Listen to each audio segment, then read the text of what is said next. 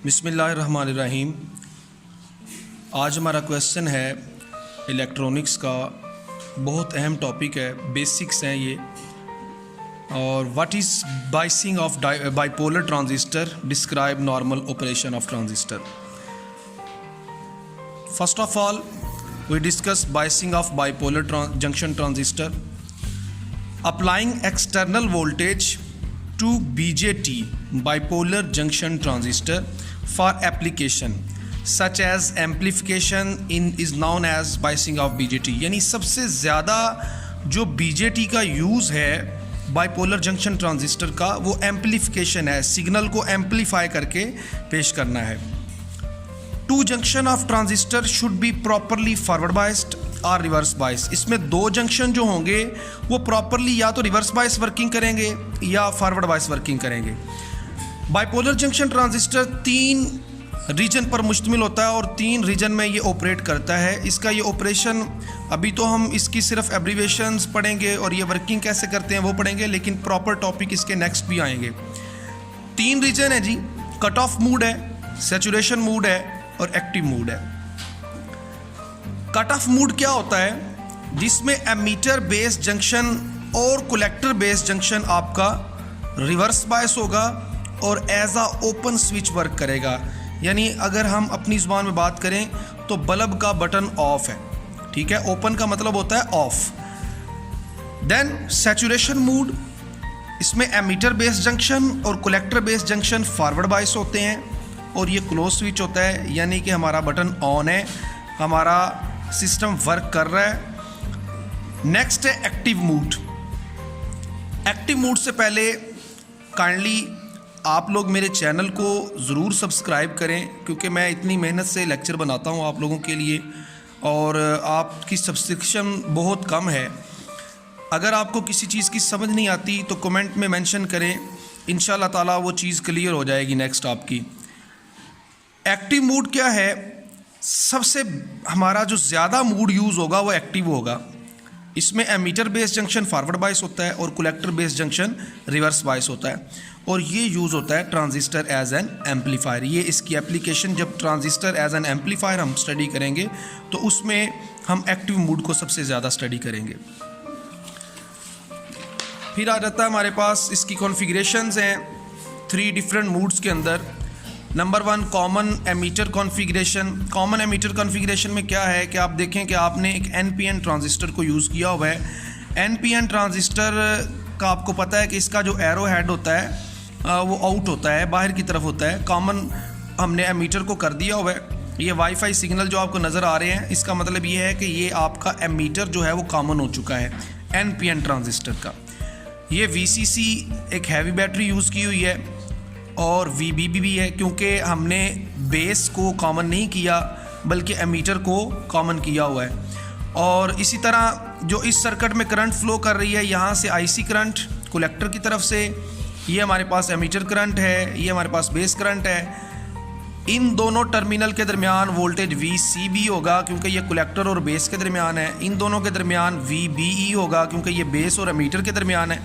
और इन दोनों के दरमियान VCE होगा आपके पास क्योंकि ये कलेक्टर और एमीटर के दरमियान है। अब ये वर्किंग कैसे करेगा? वर्किंग इसकी इस तरह होगी कि एमीटर इज़ ग्राउंडेड। एमीटर को हमने ग्राउंड किया है। Emitter is common in input loop and output loop. आपका एमीटर इनपुट के अंदर भी, ये जो इनपुट रीजन आपका और ये जो आउटपुट रीजन आपका, इन दोनों के दरमियान ये कॉमन है, इसलिए इसको कॉमन एमीटर कॉन्फ़िगरेशन कहते हैं। Input applied at the base, base से आप इनपुट देंगे, यानी आप कोई ना कोई सिग्नल यहाँ से इसको प्रोवाइड करेंगे, ये उस सिग्नल को एम्पलीफाई करके भेजेगा। नेक्स्ट हम पढ़ेंगे कि ये 180 डिग्री एंगल चेंज करके आपको देगा और कैसे इसकी एम्पलीफिकेशन होगी and so on. Output is taken across the collector, आप कलेक्टर के अक्रॉस इसकी आउटपुट लेंगे।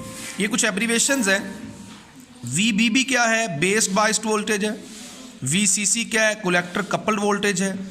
IB क्या है? Base current. और IC क्या है? Collector current. वो हमारा था कॉमन एमीटर कॉन्फ़िगरेशन और ये है हमारे पास कॉमन बेस कॉन्फ़िगरेशन। इसमें हमने बेस को कॉमन कर दिया है। ये आपको वाईफाई सिग्नल नज़र आ रहा है, बाकी सर्किट बिल्कुल सेम ऐसे कैसे ही है। एनपीएन ट्रांजिस्टर आपके पास मौजूद है। इसमें बेस इज़ ग्राउंडेड, बेस को ग्राउंड किया गया है। Made common in input loop and output, इसको इनपुट और आउटपुट रीजन में कॉमन कर दिया है। और output is taken from collector side and input from emitter side. अब इनपुट आपकी एमीटर की साइड से होगी क्योंकि बेस आपकी क्या है, ग्राउंड हो चुकी है। नेक्स्ट इसकी थर्ड कॉन्फ़िगरेशन है common collector configuration. Common collector के अंदर क्या है, आपने कलेक्टर को कॉमन कर दिया है, बेस आपके पास इनपुट है और एमीटर आपके पास आउटपुट के तौर पे यूज़ हो रहा है। Collector is grounded, common input और आउटपुट फ्रॉम कलेक्टर। आपने कलेक्टर को कॉमन किया है इसलिए इसको कॉमन कलेक्टर कॉन्फ़िगरेशन कहते हैं। इनपुट बेस से अप्लाई करेंगे, आउटपुट आप एमीटर से लेंगे। फंक्शन ऑफ वोल्टेज क्या है, फंक्शन ऑफ वोल्टेज में हमारे पास बेस वोल्टेज सोर्स VBB है जो हम VBB इस्तेमाल कर रहे हैं, और VCC हमारे पास क्या है, कलेक्टर वोल्टेज सोर्स है, और VEE हमने पीछे यूज़ किया है वो है वोल्टेज एमीटर वोल्टेज सोर्स है।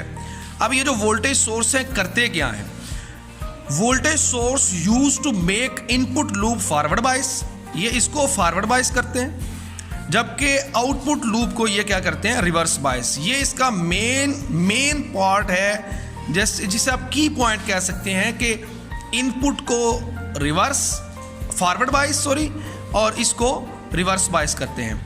हमारा VCC जो है ये ऑलवेज ग्रेटर देन होगा VBB से, और अगर यहाँ पर VEE आ जाता है तो उस वक्त ये VCC always greater than VEE।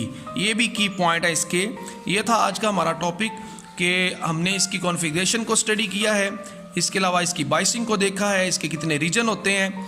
Next इंशाल्लाह ताला अगले टॉपिक के साथ हाजिर होंगे। इजाज़त दीजिए। शुएब फिज़िक्स 66 चैनल को सब्सक्राइब करना मत भूलें, दोस्तों से भी कहें और ख़ुद भी सब्सक्राइब करें। मोटिवेशनल लेक्चर्स भी मौजूद हैं, और वक्त की नज़ाकत को, वक्त की मसरूफ़ियत को मद्देनज़र रखते हुए लाइव लेक्चर बनाना थोड़ा सा मुश्किल था, इसलिए इस तरह अपने बच्चों को लम्हा ब लम्हा गाइड करते रहेंगे। अस्सलामु अलैकुम वरहमतुल्लाहि वबरकातुहू।